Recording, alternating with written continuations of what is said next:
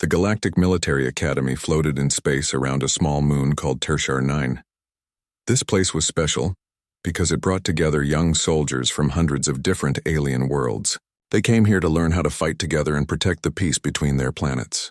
The Academy had been training cadets for 300 years, and it was a symbol of hope that different species could work as one team. Jake Morrison arrived at the Academy 2 months ago.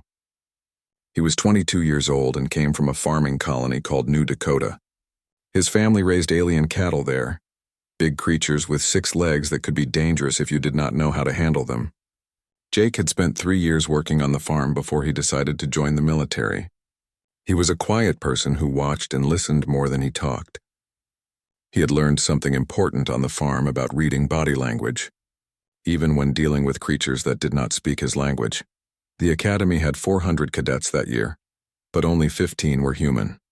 Humans were still new to the galactic community, and many alien species did not trust them yet. Jake did not mind being in the minority. He kept to himself, studied hard, and tried to learn everything he could about the different species around him. The trouble started in the xenobiology wing, the part of the Academy where they kept dangerous alien creatures for study. The Carvathi were one of the most feared species in the galaxy. They came from a heavy-gravity planet where they were the top predators. Nothing hunted them. They hunted everything else.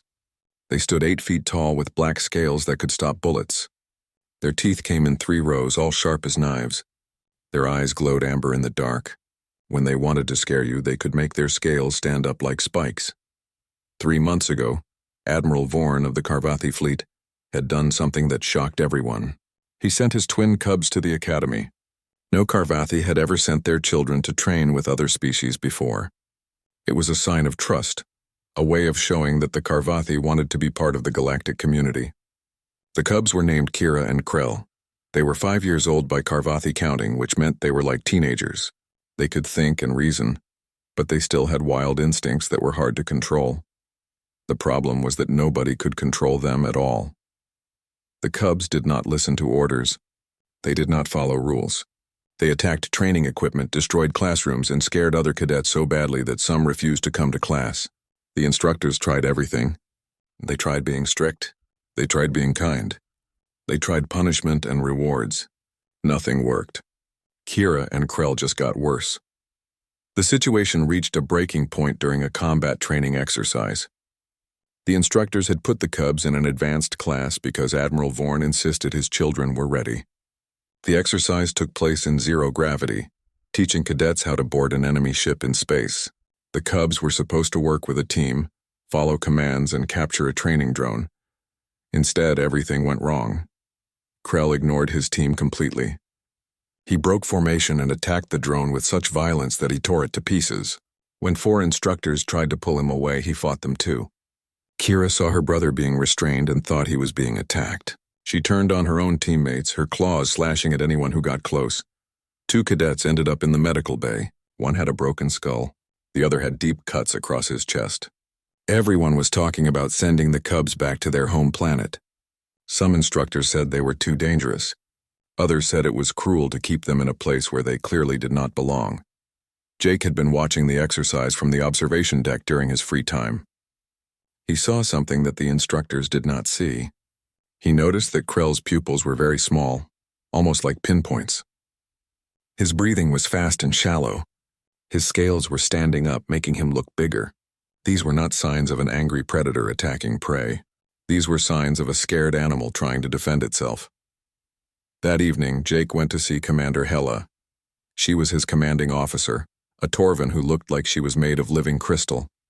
Her species did not have vocal cords, so she used a translation device that made her sound rough and gravelly. Her office was small and filled with star maps and medals from old battles. Jake stood at attention in front of her desk. Commander Hela looked at him with her faceted eyes that reflected light like diamonds. Cadet Morrison, if you are here to ask for extra guard duty around the cubs, the answer is no. We are not putting humans near them anymore, ma'am. I think I know what is wrong with them.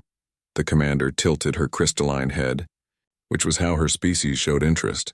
Jake took a breath and continued. They are not being aggressive, ma'am. They are terrified. Terrified. They put 2 cadets in the hospital because they felt trapped. Carvathi are pack hunters. They never hunt alone in the wild. They always work in groups with a clear leader.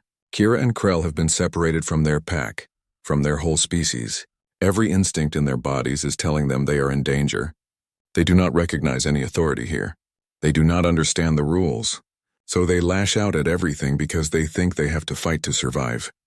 Commander Gila was quiet for a long moment. The translator at her throat hummed softly. You are saying they need a pack leader? Yes, ma'am. Someone who can make them feel safe. And you think you can be that person? I would like to try, ma'am. I have experience with dangerous animals. On my family's farm, we raised Gantor cattle. They weigh 3 tons each and can kill you with one kick if they panic. I learned how to calm them down, how to make them trust me. I think the same principles might work with the cubs. Commander Gila studied him carefully. This is very dangerous, Cadet Morrison.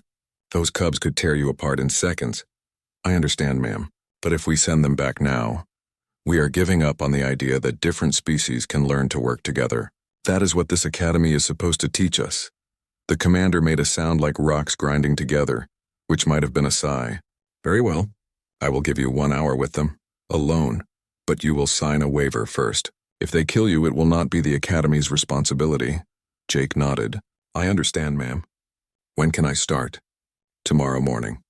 And Morrison, I hope you know what you are doing. Jake hoped so too.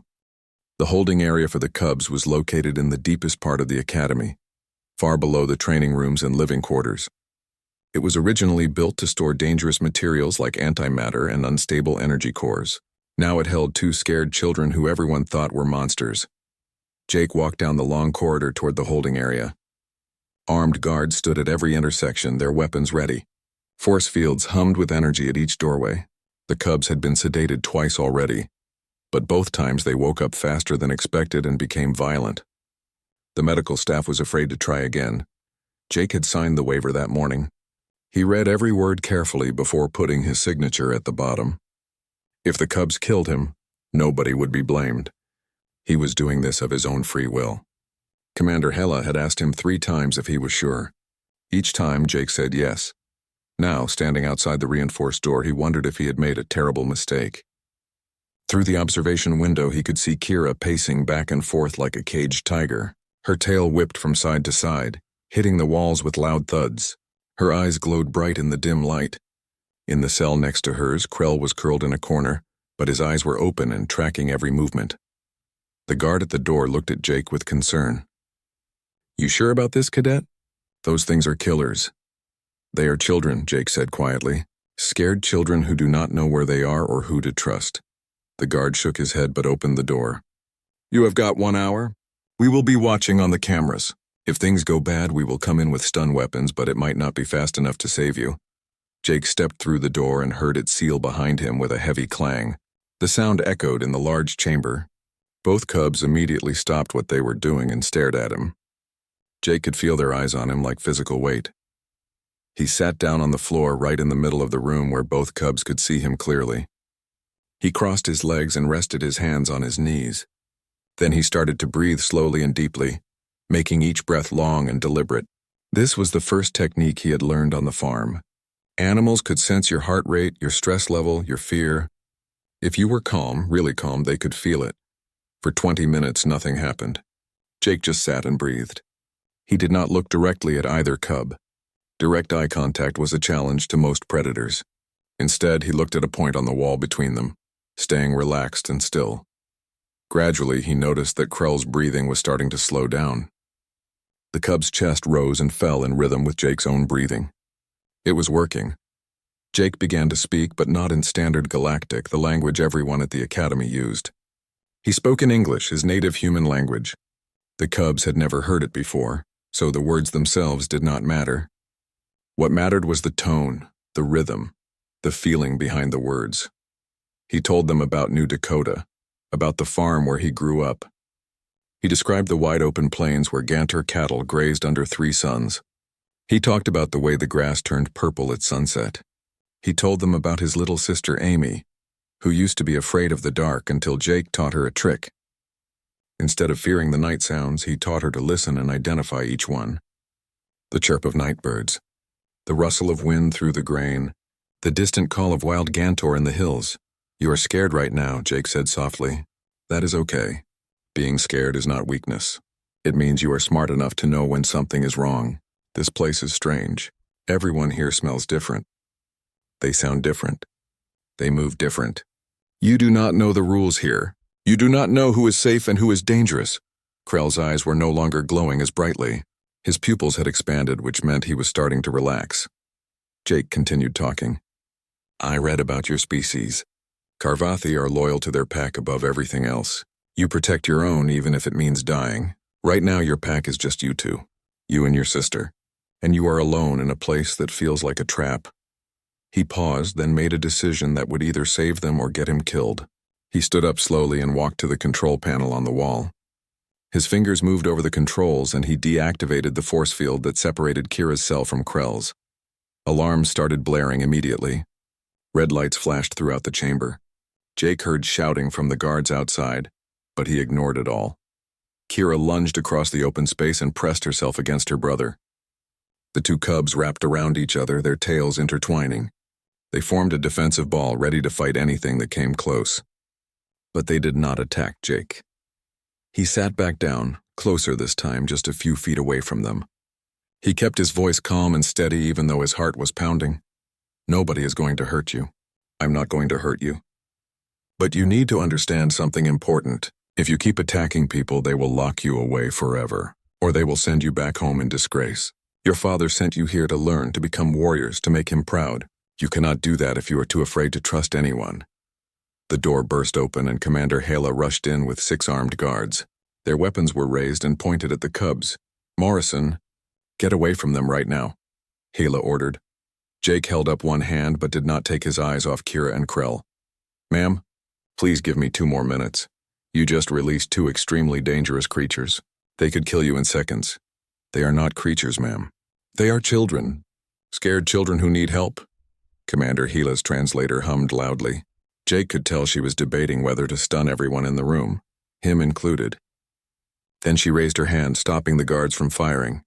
2 minutes, Morrison. That is all. Jake turned his full attention back to the cubs.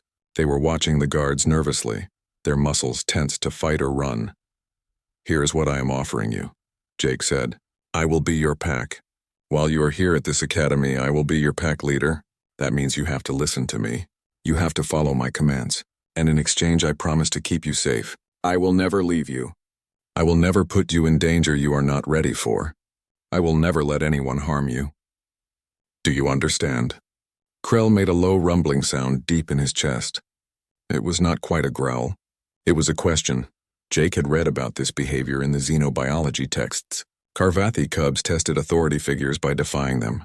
If the authority figure backed down, the cubs knew they could not be trusted to provide safety. If the authority figure responded with violence, the cubs knew they were enemies. There was a third option, but it was dangerous. Jake stood up and walked forward. He stepped right up to the cubs, so close that Krell could reach him with one swipe of his claws. Then he knelt down and held out his hand, palm up, fingers relaxed and open. I am not your enemy. I am your pack. And I am not afraid of you, Kira hissed, showing all 3 rows of her sharp teeth. Her claws extended from her paws. Jake did not move. He kept his hand steady, his breathing calm. He looked into Krell's glowing eyes and waited. Krell slowly untangled himself from his sister. He crept forward, his head level with Jake's chest. His breath was hot and smelled like meat. One bite could kill a human instantly. He sniffed Jake's hand, his nostrils flaring as he took in the scent. Then Krell pressed his forehead against Jake's palm. Jake felt the warmth of the cub's scaled skin, felt the rapid pulse of blood beneath the surface. Very gently, he scratched behind the bony ridge above Krell's eyes. It was the same motion he used to calm baby Gantor on the farm. Krell made a sound like a purr mixed with a drumbeat. It vibrated through Jake's hand. Kira watched her brother for a long moment. Then she approached too, moving more carefully, testing to see if this was safe. She allowed Jake to touch the top of her head. Jake looked up at Commander Hala. Permission to become their official handler, ma'am. The commander's translator made a sound that might have been a sigh or might have been a laugh. Permission granted, Cadet Morrison. But if they eat you, I am noting it in your permanent file. Understood, ma'am. For the first time since arriving at the academy, Kira and Krell felt something they had not felt in months. They felt safe. The next 3 weeks were the hardest of Jake's life. He moved into the observation room next to where the cubs lived. His bed was just a simple cot, but he placed it where Kira and Krell could see him at all times. He ate his meals sitting on the floor of their space. He trained with them. He slept near them. He wanted them to understand that he was not going anywhere. The first thing Jake needed to teach them was basic obedience. This was not about control. It was about communication. The cubs were intelligent, but they spoke a different language. Karvathi communicated mostly through body language and sounds that human vocal cords could not make. Jake had to create a system that worked for both species. He started with simple commands using hand signals and short words. Sit, stay, come, follow. Krell learned faster than his sister. He was more cautious, more willing to wait and watch before acting. Kira was bolder and more stubborn. She tested every boundary, pushed every limit just to see what would happen. Jake had to be firm with her, but never cruel. Consistency was everything. The rules had to be the same every single time. On the 4th day, Kira refused to come when Jake called her. She just stared at him from across the room, her tail swishing in defiance. Jake could have gotten angry. He could have forced her to obey. Instead, he turned his back on her and gave all his attention to Krell, praising him for following commands correctly. Kira lasted about 5 minutes before she came over on her own. Jealous of the attention her brother was getting, Jake rewarded her immediately, scratching behind her ears the way she liked. She learned that obeying brought good things. By the end of the 2nd week, both cubs would sit, stay, and come on command. They were learning to trust that Jake's commands were meant to help them, not hurt them. Lieutenant Ben Parker stopped by during the 3rd week. He was a human tactical instructor who had been at the academy for 5 years. He stood outside the observation glass watching Jake work with the cubs. He shook his head slowly. "You know this is crazy, right?" Ben said when Jake took a break. "They are not pets, Jake. They are sentient beings with their own rights and dignity." Jake grabbed a water bottle and drank deeply before answering. "I know they are not pets. I am treating them exactly like what they are. They are kids who need structure and safety. Most of the other instructors think you are wasting your time. Commander Gila is under pressure to send them back to their homeworld before someone gets killed. Then I need to prove everyone wrong." Jake watched through the glass as Kira and Krell played together, wrestling in a way that looked violent but was actually gentle. They are getting better. They just need more time. You have got maybe 2 more weeks before the decision gets made above Hela's head. The Academy Board is nervous. 2 weeks, okay. Then I need to show them what these cubs can really do. The breakthrough came during a training exercise in the low-gravity combat arena. Commander Hela had finally given permission for Jake to bring the cubs into a controlled environment, with other cadets present. It was a huge risk. If anything went wrong, Jake would be expelled and the cubs would be sent home. The exercise was a team-building activity. Squads had to navigate through a maze and retrieve a beacon from the center. It was designed to test cooperation and communication skills. Jake's squad consisted of himself, the 2 cubs, and 3 other cadets. Lisa Grant was a human engineer who specialized in explosives and demolitions. Raxthor was a Torvin like Commander Hela, whose species were experts at sensor technology. Fen was a Pelori, a species known for being peaceful and kind. His people were medics and healers. During the briefing before the exercise, the other squads moved away from Jake's team. Nobody wanted to be near the cubs. Jake could see the fear in their eyes, the way they whispered to each other. But his own squad members stood firm. They had agreed to work with the cubs, and they were not backing down. When the exercise started, gravity in the arena was reduced to 1/4 normal. Everyone moved in slow, bouncing steps. The maze was made of floating platforms and barriers that shifted position randomly. Immediately, Kira tried to break away from the group. Her hunting instincts kicked in. She wanted to race ahead to find the beacon alone. Jake gave a sharp, loud whistle. It was a sound he had trained the cubs to recognize as a warning of danger. Kira froze in mid-leap. She looked back at Jake. "Pack stays together," Jake said firmly. He used the hand signal for group formation that they had practiced every day. Kira growled low in her throat. She did not like being told to wait. But after a moment, she fell back into position next to her brother. They moved through the maze slowly and carefully. Jake called out commands and the cubs obeyed. Lisa used her sensors to find the best path. Raxthor detected hidden obstacles that would have slowed them down. Ven kept track of everyone's position, making sure nobody got separated. They reached an intersection where another squad was approaching from a different direction. Krell immediately tensed. His claws extended. His pupils narrowed to slits. He saw the other cadets as potential threats. "Easy," Jake murmured, placing a hand gently on Krell's shoulder. "They are not enemies. They are just competitors." "There is a big difference." Krell's breathing slowed. His claws retracted. He stayed calm as the other squad passed by. Jake could hear the other cadets whispering in surprise. The Cubs had not attacked. Jake's team reached the beacon first. It was floating in the center of a large open space, spinning slowly. Kira and Krell both moved toward it, but Jake stopped them with a hand gesture.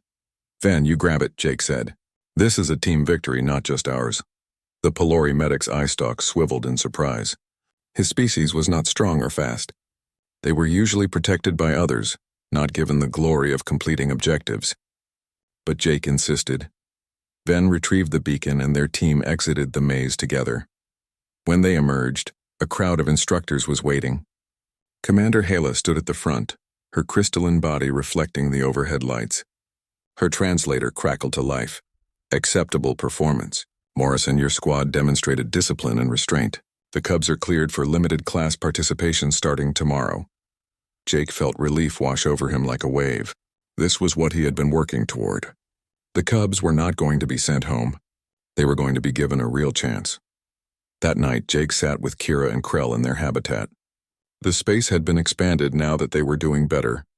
There were climbing structures, sleeping platforms, and enrichment toys. But the Cubs did not play with the toys. Instead, Krell leaned his massive weight against Jake's side, nearly crushing him. Kira curled up at his feet, her breathing deep and steady. For the first time since arriving at the academy, the Cubs slept deeply. They did not wake up at every sound. They did not jerk awake in fear. They knew that Jake was watching over them, that he would keep them safe. Jake looked down at them and felt something he had not expected. These were not just his assignment. They were not just creatures he was training. They had become his pack, just as he had become theirs. He reached out and gently scratched behind Kira's ears. She made a soft rumbling sound in her sleep. "We are going to make it," Jake whispered. "All three of us. We are going to show them what we can do." In the observation room, Commander Hala watched through the glass. Her translator hummed softly. "Perhaps there is hope for us all," she said to herself. Then she turned off the lights and let them sleep. The attack came without any warning at all. A group of separatists called the Void Reapers had been causing trouble across the galaxy for months. They attacked supply ships, raided small colonies, and made speeches about how the United Systems were weak. Most people thought the Void Reapers were just criminals making noise. Nobody expected them to be bold enough or crazy enough to attack the Galactic Military Academy itself. The academy was supposed to be impregnable. Its defenses were legendary. It had shields, weapons, and an entire fleet on standby nearby. More importantly, attacking the academy would be political suicide. Every major government in the galaxy had cadets training there. An attack on the academy was an attack on everyone. The Void Reapers did not care about politics or consequences. The first explosion tore through the eastern docking bay at 3 in the morning. Jake woke up instantly, his military training kicking in before his mind even fully understood what was happening. Alarms were blaring. The smell of burning metal filled the air. Red emergency lights were flashing everywhere. Kira and Krell were already awake. Their eyes glowed bright in the darkness. Their bodies were tense and ready. They could sense danger even before they understood what was wrong. "Stay close to me," Jake commanded as he grabbed his combat gear from the locker. He pulled on his armor and grabbed a weapon. Then he activated his communicator. Morrison to command. "What is happening?" Commander Hala's voice came through, broken up by static. "We are under attack. Multiple breaches on decks 4, 7, and 9. All cadets report to emergency stations. Morrison, secure the Cubs and wait for extraction." "Understood, ma'am." But the extraction never came. The Void Reapers had planned this attack very carefully. They knew the layout of the station. They knew where the important targets were. And they knew about the Karvathi Cubs. Admiral Vorn was one of the most powerful military leaders in the United Systems. His support was crucial for maintaining peace between predator and prey species. Many planets only stayed in the Alliance because Admiral Voren vouched for it. If his children died or were captured here, the political damage would be catastrophic. The Alliance might fall apart. Jake heard footsteps in the corridor outside. They were moving fast but deliberately. These were not panicked students running for safety. These were trained soldiers moving with purpose. The sound of their boots was wrong. Too heavy, wrong rhythm. Jake killed the lights in the habitat and moved to the door. He positioned himself between the cubs and whoever was coming. Kira and Krell flanked him without being told. They could feel his tension and knew something was very wrong.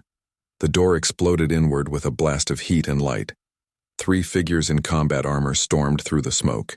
They were humanoid but clearly not human. Their movements were too fast, their limbs slightly too long. Augmented mercenaries, probably. Their armor was military grade and their weapons were loaded and ready. The lead mercenary spotted the cubs immediately. He raised his plasma rifle. Jake did not think. He just acted. He grabbed a heavy maintenance tool from the wall and threw it as hard as he could at the mercenary's helmet. The tool hit the visor and shattered it. The mercenary stumbled backward, cursing in a language Jake did not know. Kira, Krell, defend. It was a command they had never practiced. Jake had never trained them to fight other beings. But it was also a command that spoke directly to their deepest instincts. They were predators. They were pack hunters, and their pack leader had just ordered them to protect themselves.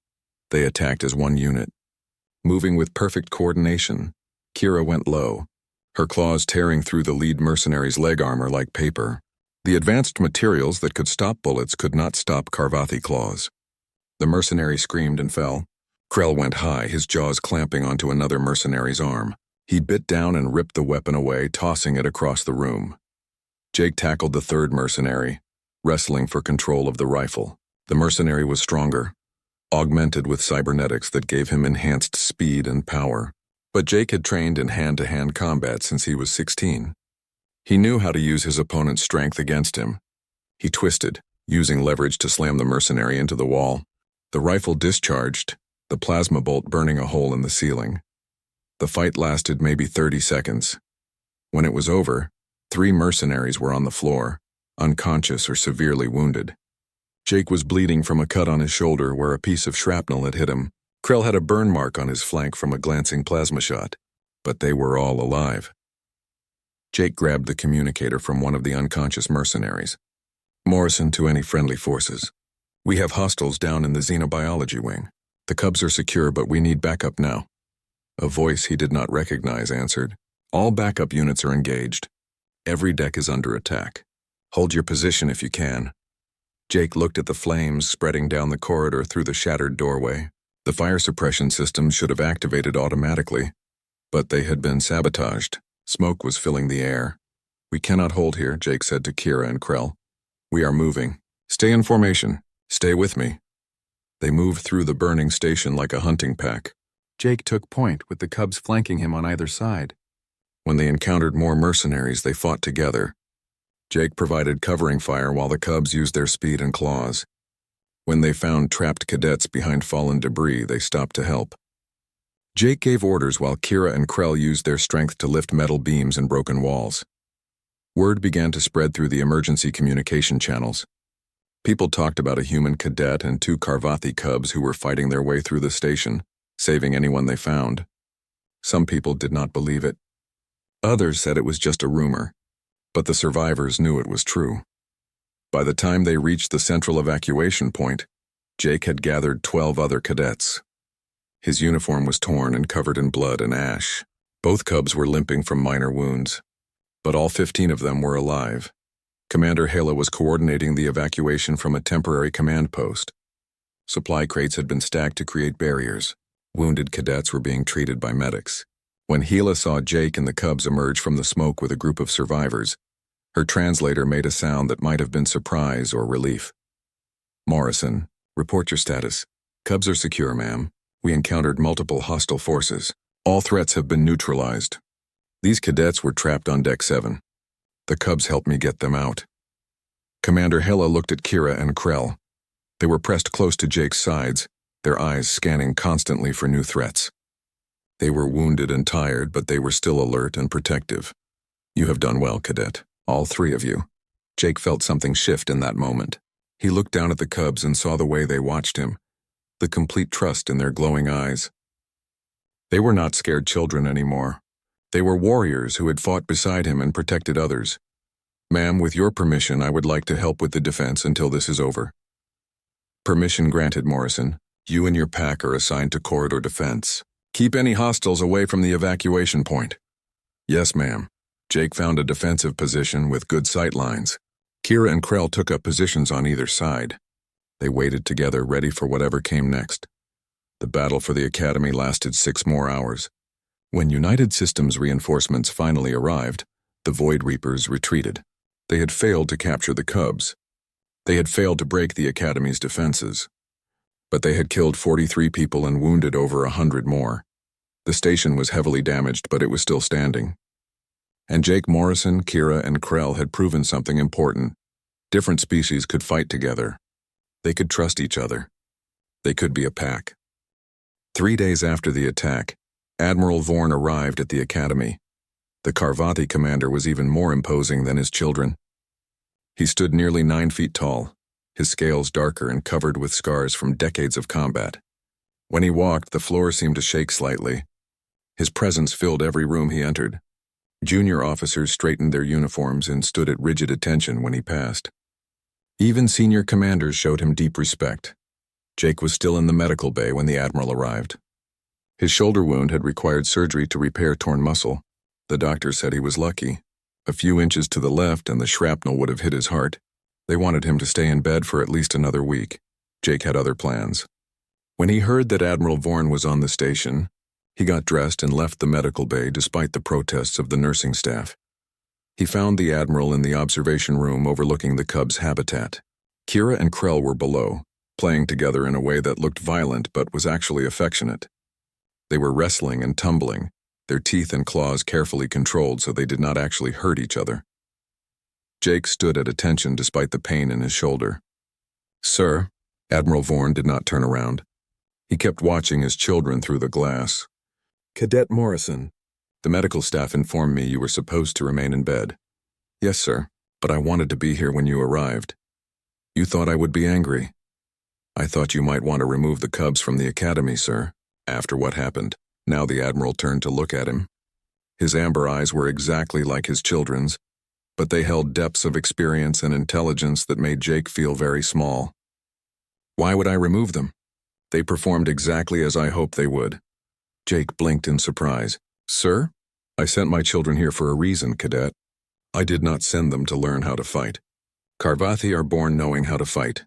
I sent them to learn something much more difficult. I sent them to learn how to trust and be trusted by other species. To fight alongside beings who are not Karvathi. To become leaders in a galaxy where our people must work with prey species to survive." The Admiral walked closer to the glass. For 3 months they failed at this task. Every instructor, every technique, every attempt to reach them failed. They were on the verge of being sent home in disgrace. Then you came along. "I just tried to help them, sir." "You did more than help them. You gave them something they desperately needed."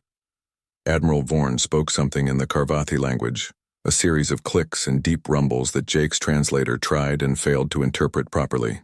The word came through as packbond, but the Admiral shook his head. "Your translator cannot properly render the word. In our language, it is kahresh. It means the bond between warriors who trust each other completely, who would die for each other without hesitation. It is the most sacred relationship in Karvathi culture. It is rare even among our own people. To form kahresh with another species is almost unheard of." The Admiral turned to face Jake fully. "My children told me everything.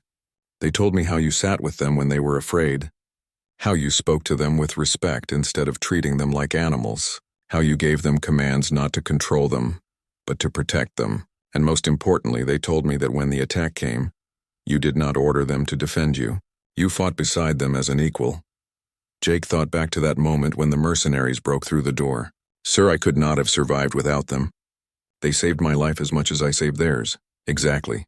That is kahresh. That is what I wanted them to learn." Admiral Vorn placed one massive clawed hand on Jake's good shoulder. The weight of it was significant, but the gesture was gentle. "You have done something remarkable, Cadet Morrison. You have shown that the divide between our species is not as wide as many believe. Jake looked down at the cubs playing below. They are good kids, sir. They just needed someone to believe in them. And you needed someone to believe in you as well, I think. Jake was quiet for a moment. The Admiral was right. Before coming to the academy, Jake had felt like he did not fit anywhere. On New Dakota, he was just another farm worker. In the human military, he was too old to be a fresh recruit but too inexperienced to be anything more. At the academy, he was one of only 15 humans in a sea of alien cadets. But with Kira and Krell, he had found a place where he belonged. The Carvathi have a tradition, Admiral Vorn said. When a warrior proves themselves worthy, we give them a title that reflects their achievement.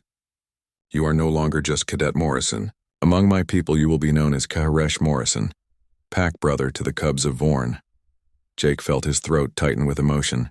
Sir, I do not know what to say. Say nothing. Just continue what you have been doing. Teach my children. Protect them. Guide them. And when they are grown, they will do the same for others. That is how we build a better galaxy. One bond at a time. Over the following weeks, Jake became something of a legend at the academy. The story of the human cadet who had tamed the Carvathi cubs spread across the United Systems. Journalists wanted to interview him.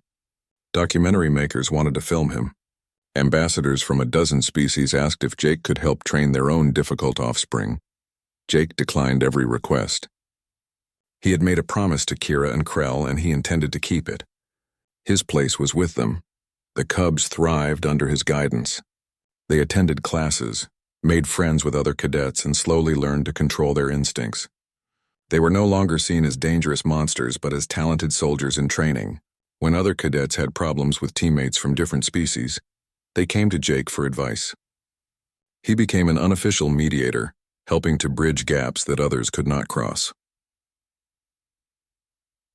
3 years passed. Jake graduated at the top of his class. Kira and Krell graduated alongside him, the first mixed species pack in Carvathi history. During the ceremony, they stood together on stage while Commander Hela presented them with their commissions. Jake was assigned to be a liaison officer, specializing in cross-species military integration. His job was to help build units like theirs, teaching others how to work across the boundaries of biology and culture. Kira and Krell became unit commanders in their own right. They led mixed teams of Carvathi, humans and other species with a level of cohesion that other forces envied. Soldiers from all backgrounds wanted to serve under them because they knew the cubs understood what it meant to be different, to be afraid, to need support. Years later, whenever their soldiers questioned whether different species could truly fight as one, Kira and Krell would tell a story. They would tell about a human who was not afraid, who sat on the floor of a holding cell and offered them safety with nothing but his words. They would tell about learning to trust again, about finding strength in unity. Rather than division, they would tell the story of Karesh, and young soldiers across the galaxy would listen and understand that the most powerful force in the universe is not weapons or armor or advanced technology. It is the simple act of saying to another being, even one completely different from yourself, I am here. You are safe. We are pack. The lesson that Jake Morrison taught went far beyond one human and 2 cubs. It became a principle that shaped military doctrine, diplomatic relations, and social policies across hundreds of worlds. Different species could not just coexist. They could thrive together. They could become family. Admiral Vorn lived to see his grandchildren, the cubs that Kira and Krell eventually had. Those new cubs grew up in a galaxy where cross-species cooperation was normal, where the idea of a human raising Carvathi young or a Carvathi protecting human children was unremarkable. The Admiral often thought about the day he had made the decision to send his children to the academy. It had been a gamble, a risk that could have ended in tragedy, but it had paid off in ways he never imagined. One evening near the end of his long life, Admiral Vorn sat with Jake in a garden on the Carvathi homeworld. They were both much older now. Jake's hair had gone gray. The Admiral's scales had faded to ash black. They watched Kira's cubs playing in the purple grass as 3 suns set in sequence. Do you remember what I told you? The Admiral asked. About building a better galaxy one bond at a time? Jake nodded. I remember, sir. You succeeded beyond my greatest hopes. Because of you, because of my children, we have proven something that many thought impossible. We have shown that family is not defined by species or biology. It is defined by choice, by loyalty, by love, Jake smiled. I was just trying to help some scared kids, sir. And in doing so, you changed the galaxy. The Admiral stood slowly, his joints creaking with age. That is the power of Kaharesh, Morrison. One small act of kindness, one moment of understanding, one bond of trust. That is all it takes to start a revolution. Jake watched the cubs playing, their laughter filling the evening air. He thought about that first day in the holding cell, when he had sat down on the cold floor and started to breathe slowly, trying to calm two terrified children. He had not known then that he was making history. He had just known that someone needed help and he was willing to try. Sometimes, that is all it takes to change everything. The predator cubs had obeyed no one until a human cadet whispered a word. That word was Kaharesh, and it meant we are pack.